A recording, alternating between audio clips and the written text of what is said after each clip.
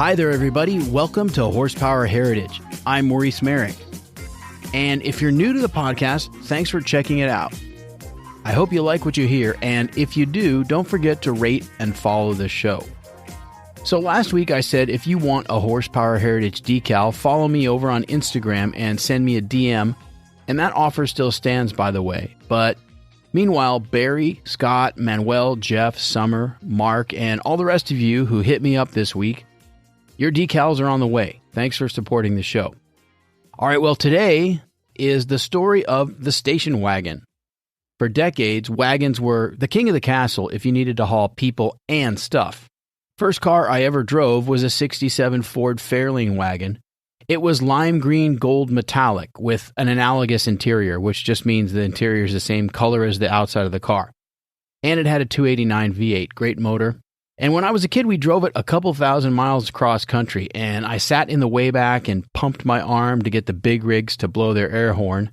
And I guess I've had a soft spot for wagons ever since.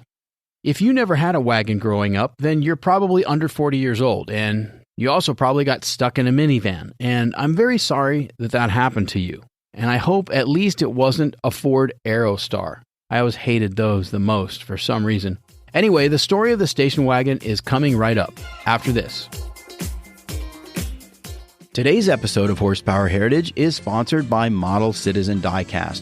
And if you like scale model cars, they've got a special deal for my listeners. Whether you're looking for race cars or street cars, they've got something you'll like in itty-bitty 1/64th scale all the way up to the ginormous 1/8 scale masterpieces from the Amalgam Collection. You can see it all at modelcitizendiecast.com, and when you use the promo code HERITAGE at checkout, you'll get 10% off your order. Limitations apply. Model Citizen Diecast, because your inner child still wants to play with cars. It's probably no surprise that the origins of the station wagon go back some time. But would you believe all the way to 1620? Well, that's when our story begins, northeast of the City of London, in an area known as Hackney. Now, today Hackney is well within the city limits, but at that time it was just a village in the countryside where the nobility and wealthy Londoners built second homes. But the need for convenient transportation to and from the city resulted in a burgeoning market for hired carriages, and they were soon called hackney carriages, a term that was eventually applied to London taxicabs in general. That name carried over to colonial America, and in fact, the city of Boston, Massachusetts still uses the term today for taxicabs and sightseeing carriages. But anyway, somewhere along the line, Hackney got shortened to Hack. And by the end of the American Civil War, the U.S. was about to experience a revolution in long-distance travel, the Transcontinental Railroad.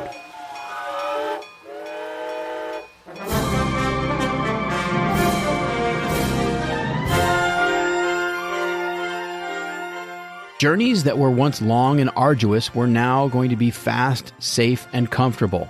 Finally, mass transportation on land was possible and affordable, and the pace of westward migration accelerated. The American West needed workers, and the railroad allowed people to seek their fortunes on a scale that was unheard of just a few years earlier. But the range of a steam locomotive was limited by the supply of two things, coal and water. So elevated water tanks were built about every 50 to 100 miles along the railroad, as well as coaling towers, which were less numerous because the locomotives consumed coal at a slower rate than they did water. Now, servicing the train gave rise to thousands of new towns, some of which were not much more than a water tower and perhaps a small store and a post office, or maybe even just a tent city. By the way, when a locomotive needed to take on water, the crew would reach out and swing a pipe over the boiler tank, and then they would jerk on a chain to open a valve on the tower and start the flow of water. And that's where we get the term jerkwater town. A place where there's nothing going on, just a wide spot in the road on the way to somewhere else. Railroad depots were built in larger towns to handle the flow of cargo and passengers. Once a train had arrived at the depot, passengers were met by horse-drawn wagons called depot hacks. And they typically had seating for 6 or more passengers and their luggage. And if you were lucky, it might even have a surrey top and maybe even side curtains to keep the weather out. And that brings us to the 20th century. Not much changed at the beginning of the motorized era. Motorized depot hacks were usually built on a commercial truck chassis, but they were still pretty primitive. They were horseless carriages in every sense of the term. But what really changed the depot hack was the arrival of the most important car in history, the Ford Model T. It went into production in August of 1908, and 15 million were built over the next 20 years. Ford constantly fine-tuned their manufacturing process until a Model T rolled off the assembly line every 3 minutes. And the price actually went down each year. At one point, half the cars in the world were Model Ts. In 1910, Ford began to sell the T as a rolling chassis, and numerous companies added their own custom bodies, like panel trucks, fire engines, something called a light express, which was basically a pickup truck, and of course, the depot hack, with simple wooden bodies and bench seating. It's not exactly clear when the term station wagon came into use, but I'm going to speculate here, and I think it was probably coined by one of those many early coach builders in an attempt to distinguish its bodywork from the crude image of the depot hack, which was almost exclusively intended for commercial use. So, the changing terminology may have been an effort to shape public perception and attract a bigger pool of buyers. As a side note here, the station wagon had already been accepted as a luxury car in England, being built on Rolls-Royce chassis. Only in England, they called them shooting brakes, because they were intended to transport the upper crust on hunting excursions. The earliest Rolls-Royce shooting brakes were built around 1908 to 1910. And by the way, the brake part of the name referred to a time when, if you had horses that were a little too wild for other duties, you would harness them to a heavy wagon and brake them. In the U.S., the first factory-built station wagon was from Star, one of the nameplates in the Durant Motors lineup. Durant was established by General Motors founder Billy Durant after he was ousted from GM in 1920. The Star station wagon came out in 1923, and it was advertised as an ideal car for town and country for express and passenger station service, city delivery, or general farm use.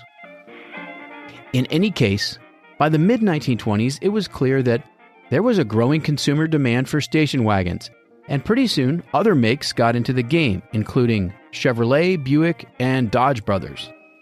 And there were plenty of other makes here and there with coach-built bodies, but it looked as though Ford was going to continue to lead the way.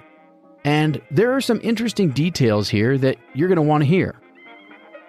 Between 1916 and 1924, Henry Ford took annual camping trips with his close friends, Harvey Firestone and Thomas Edison. And they called themselves the Vagabonds. You know, just 3 of the most successful entrepreneurs in American history enjoying a quaint camping trip with a small army of cooks, camp workers, and guides. No big deal, right? Well, one place they camped was the Iron Mountain Wilderness in Michigan's Upper Peninsula. Henry Ford was constantly working on cost controls, and he was eliminating his outside suppliers, including for raw materials like iron ore and lumber. And there were nearly 100 board feet of lumber in the wheels, body framing, and other parts of the Model T. So in 1919, Ford asked his cousin's husband, a guy named Edward Kingsford, if he would do some survey work and help him acquire some land in the Upper Peninsula. Kingsford made his living in real estate, logging, and something called timber cruising, which is the process of assessing a stand of trees for its commercial potential.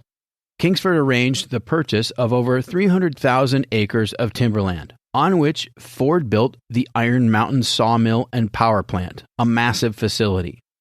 And Kingsford became the general manager. All right, now I have to tell you the story within the story. The Iron Mountain sawmill generated a huge amount of scrap wood and sawdust, and it was going to cost the company a lot of money to dispose of it. But Henry Ford and Thomas Edison came up with a way to make the waste into charcoal briquettes. And supposedly they did this around the campfire. Edison designed a charcoal plant, and they built it on site. And before too long, Ford dealers nationwide were selling small packs of charcoal, and they were a big hit. Years later, Ford sold this charcoal business, and it was renamed Kingsford. So if you've ever had a backyard barbecue, now you know the backstory. The charcoal wasn't just a gimmick, though. There were cultural forces in play here that actually made it a genius move, and here's why.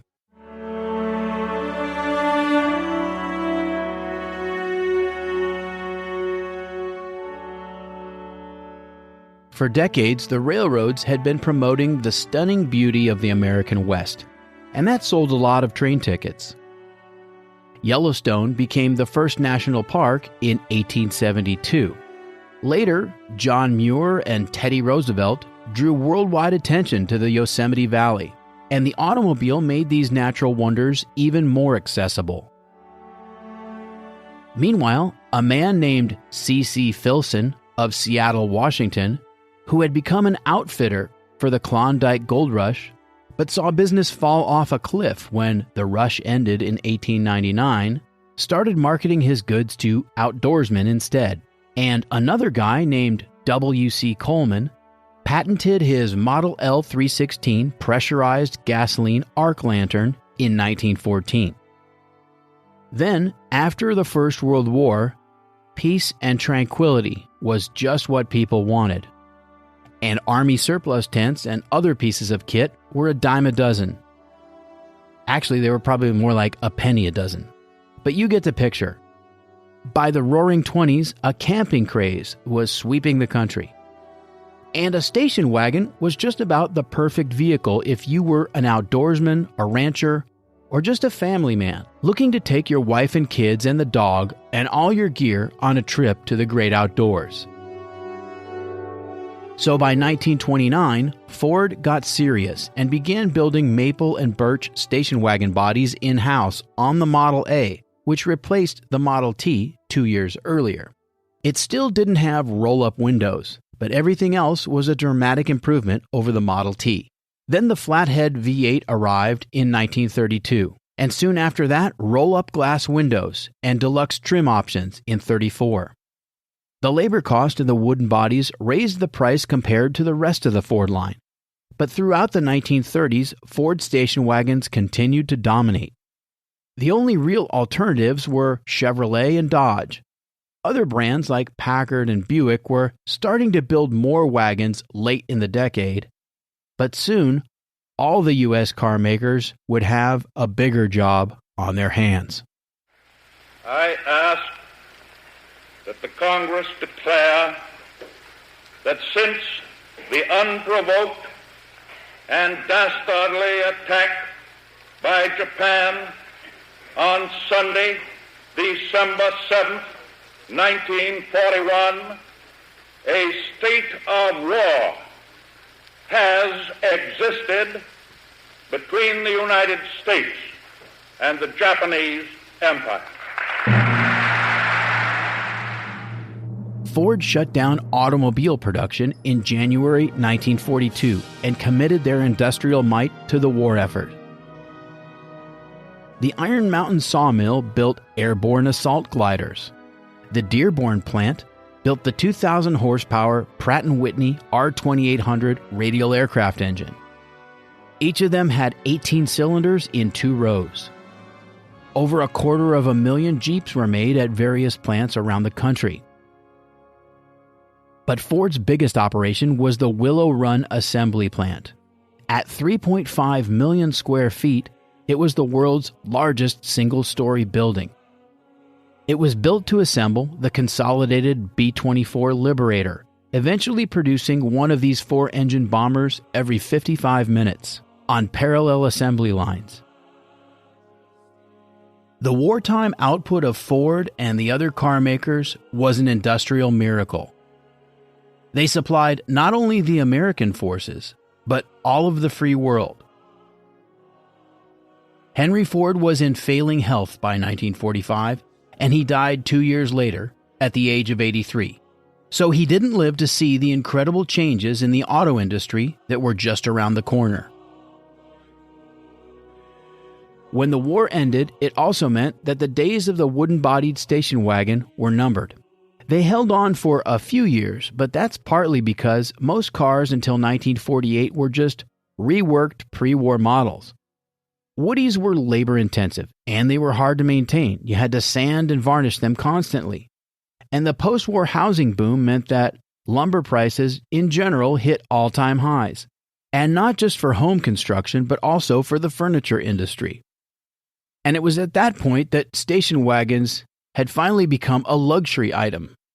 The last true American Woody was the 1953 Buick Estate Wagon. The wood motif stayed, though, with Chevrolet, for example, imitating the old wooden body construction using sheet metal stamping and painted wood grain. Over at Ford, they used real wooden trim at first, and then later simulated wood grain trim in vinyl and fiberglass. And their top-of-the-line Country Squire was a premium vehicle. Although Woodies were attractive and charming, it was now the jet age, and it wasn't long before Ford was the only one to stick with the wood grain look. Other car makers wanted their wagons to reflect the future, and the move away from wooden bodies presented exciting new possibilities. For example, in 1954, Chevrolet built the Nomad show car, a two-door wagon based on the Corvette. It never reached production, but the nameplate and the styling were used on the full-size Bel Air line from 1955 to 1957 as the Nomad Sport Wagon, which was a sleek two-door. Pontiac also had their own two-door wagon called the Safari. And I've got to mention the Plymouth Plainsman, which was pretty wild. Like many Chrysler show cars, it was built by Ghia in Italy. And it was a two-door wagon painted in a color they called Palomino Beige Metallic, with a bright white roof section outlined in chrome trim. The paint scheme and the styling were inspired by the covered wagons that were used in the westward migration. Inside, the Plainsman had brown and white calfskin inserts on the upholstery, and in the cargo area, a power seat would rise out of the floor with the touch of a button. And to top it off, the Plainsman had Texas Longhorn steerhead emblems attached to the B-pillars and the tailgate, which, by the way, was also power-operated along with the rear window. The appearance of these show cars was important. The station wagon had finally broken out of its image as purely a commercial vehicle, and the post-war baby boom, of course, made that inevitable. It was the perfect family car. Pretty soon, the Big Three offered a wagon in every division except their very top nameplates, Cadillac, Lincoln, and Imperial. And with big horsepower if you wanted it. For example, the 59 Chrysler New Yorker Town & Country wagon had the optional 413 cubic inch big block V8, rated at 380 horsepower and 525 pound-feet of torque. Even at over 4,200 pounds, this thing would go from 0 to 60 in under 8 seconds. At least that's what they claimed. I haven't done it myself. In 1956, construction began on the interstate highway system, and American families were spending their summer vacations on the road, visiting places like Palm Beach, the Grand Canyon, and of course the newly opened Disneyland. The cars got bigger with seating for up to 9 passengers and loaded with every modern convenience. Air conditioning? Check. Power windows? Check. Signal-seeking AM radio? Check. Seatbelts? No seatbelts. But still, life was pretty good. As time went on, designers played with interesting roof designs too, like Studebaker's Wagonaire. It had a power sliding roof section over the cargo area, so you could haul oversized cargo, almost like a pickup. Or the Buick Skylark and the Oldsmobile Vista Cruiser. Both of them had a kicked-up roofline and skylight windows in the rear section. And another nifty feature, tailgates that were multifunction, Some would fold down and swing out, and others had rear glass that hinged upward in a clamshell configuration. Smaller wagons like the Ford Falcon, Buick Special, Chevrolet Nova, and Chevrolet Corvair hit the market in the early 60s, and they sold well, but by 1965, the station wagon was being challenged by cars like the Jeep Wagoneer, the International Travelall, and even the Volkswagen Type 2. They all had the versatility of a wagon and then some. By the late 1960s, station wagons were really beginning to lose their appeal. Again, it was a cultural shift. Baby boomers were growing up and heading away to college, and the birth rate had declined dramatically. The gas crisis of 1973 sucker punched this station wagon right in the jaw. And then came the dreaded Chrysler minivan. It was a mundane, soulless box with the fakest of fake wood paneling. It was boredom on wheels.